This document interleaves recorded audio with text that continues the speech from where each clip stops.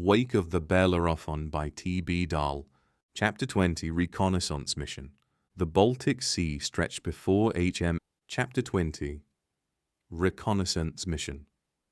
The Baltic Sea stretched before HMS Elephant like hammered silver beneath the early light. Thomas stood on the quarterdeck studying the Swedish coast through his glass. 2 weeks had passed since Copenhagen, though the action remained close enough that certain sounds still made men turn too quickly. Nelson's squadron now prowled the approaches to Karlskrona, Sweden's principal naval base, where the Swedish fleet remained wisely within harbour and unwisely undecided about policy. Captain Foley came to stand beside him. "What do you make of it, Mr. Oxenham?" Thomas lowered the telescope. "The Swedes have defensive lines not unlike the Danes, sir, but the harbour entrance is narrower. A Copenhagen-style attack would be far more difficult." "And politically less desirable?" "Yes, sir." News of the Danish defeat had raced through the Baltic faster than any courier's dignity. Russia, Sweden, and Prussia were reassessing the value of armed neutrality now that the armed part had been bloodily demonstrated to have limits. "Admiral Nelson wishes to see you," Foley said. "I believe he has a mission." Nelson's day cabin held charts, dispatches, and that peculiar energy which surrounded him even at rest. He was bent over the Swedish coast when Thomas entered. "Mr. Oxenham, our Swedish friends, will they fight?" "I think they wait to see what Russia decides, sir." Nelson looked up. "Good. That is my thought also, which is why I need better intelligence on Russian intentions." He pointed to the chart. "Reval, Russian naval base. I want disposition of their fleet, state of readiness, and any sign whether they intend to continue this quarrel." Thomas studied the approach. Difficult water, batteries, unknown voyage, a harbour that might welcome a careless reconnaissance by removing its bottom. "I send Amazon and the brig cruiser," Nelson continued. "Captain Ryu commands. You go as my observer. Your eye for coastal navigation and your experience at Copenhagen recommend you." "Observation, sir?" "Observation and demonstration. I want the Russians to know British ships can reach their waters if they persist in hostility. Sometimes the threat of action saves the labour of performing it." Thomas understood. A battle prevented by strength might matter as much as one won by fire. "One instruction," Nelson said. "If you meet Russian vessels, observe. Do not engage unless attacked.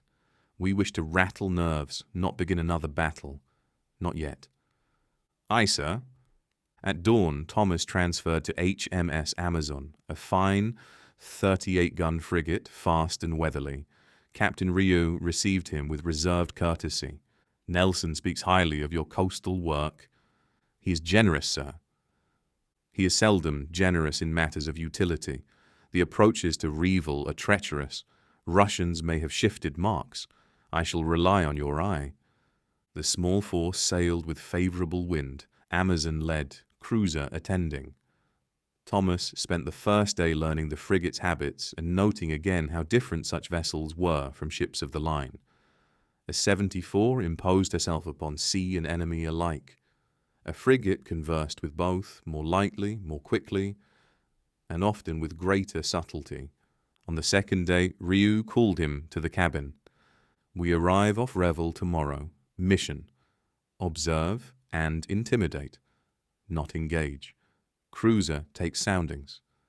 Amazon shows herself." Thomas examined the harbour chart. Known Russian strength? At least 10 ships of the line. Perhaps more. Readiness unknown. Then readiness is the question. Precisely.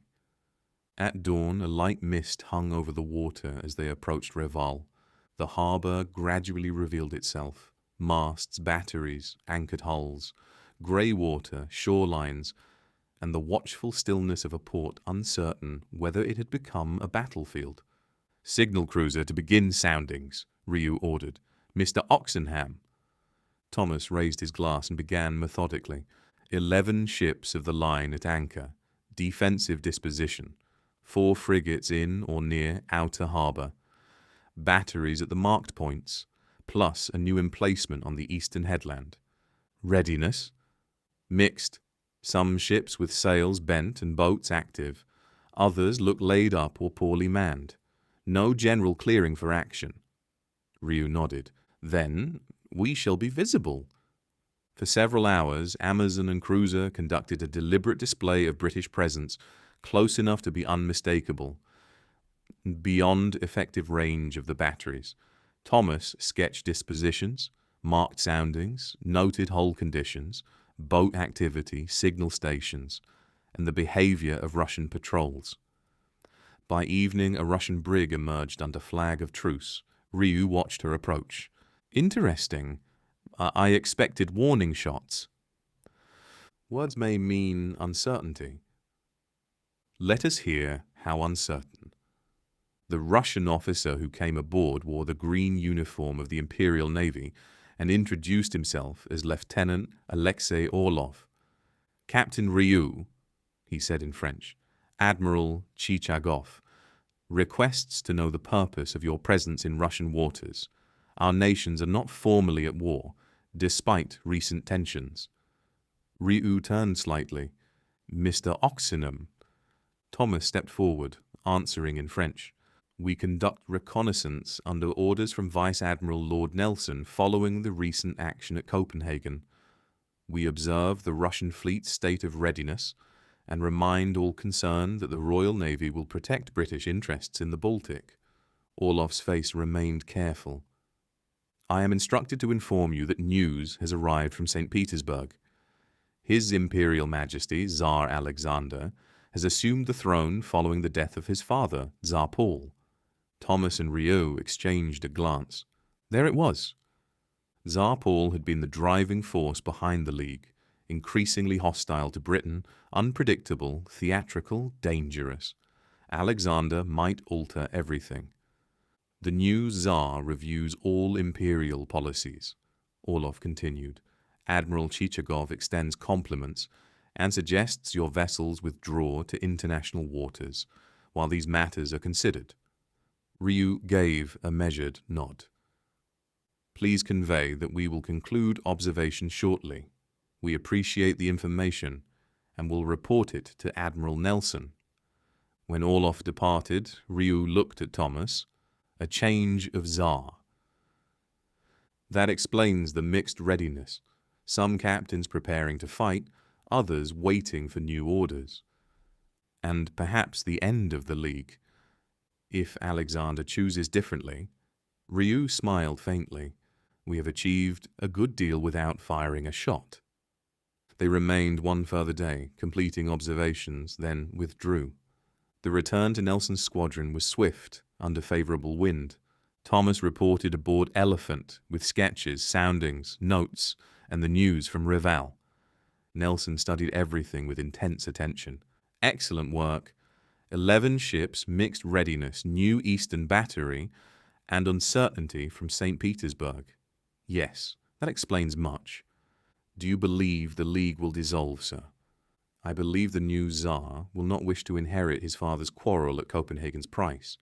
Denmark is humbled, Russia reconsidering, Sweden isolated. It may end without another battle. Nelson tapped the chart. Remember that, Mr. Oxenham. Copenhagen was necessary once begun. But this may prove equally important. Strength shown at the right moment can prevent bloodshed.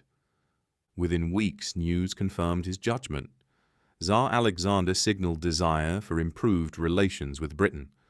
The League of Armed Neutrality, that formidable challenge to British sea power, began to collapse under the weight of altered politics and demonstrated force. Before the squadron turned homeward, Nelson summoned Thomas once more. You have done well. He handed over a sealed letter. For your captain. Commendation of service. I have mentioned you also in dispatches. Thank you, sir. It has been an honor. Nelson studied him. You have your father's steadiness, and your own eye. Thomas felt the compliment more keenly because it distinguished as well as compared. I hope to be worthy of both. You are on the way. Nelson turned back to the chart, then paused. Do not mistake noise for consequence. The world remembers battles because they are loud, but policy often turns on quieter things: a sounding taken in darkness, a harbour sketched accurately, a message delivered with the right words, a fleet shown and not fired. Learn to value those also. I shall, sir. Thomas returned to Defiance with Nelson's letter and the lessons of the Baltic written more deeply than any log could hold. Copenhagen had shown him fire, loss, leadership, and the terrible price of victory. Reval had shown him the power of restraint backed by force. Together they marked his true beginning as a lieutenant. As Defiance sailed westward, the Baltic coast receded into haze. Behind lay shoals, batteries, smoke, dead friends, Russian uncertainty, and a diplomatic victory purchased by courage and calculation alike. Ahead lay a war still far from ending. Thomas stood on the quarterdeck, the gold on his cuffs catching the pale northern light, and felt no certainty. Certainty, he was learning, was not the mark of an officer. Attention was, and he would attend. The story continues in the next chapter, so make sure to subscribe, leave a comment with your thoughts, and share this video with fellow book lovers.